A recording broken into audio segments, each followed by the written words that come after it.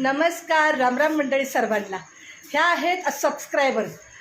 सकाळपासून मला घरी बोलवत होती, पण मला काही जायला वेळ मिळाला नाही, म्हणून मी म्हटलं चला संध्याकाळचं जाऊन यावं.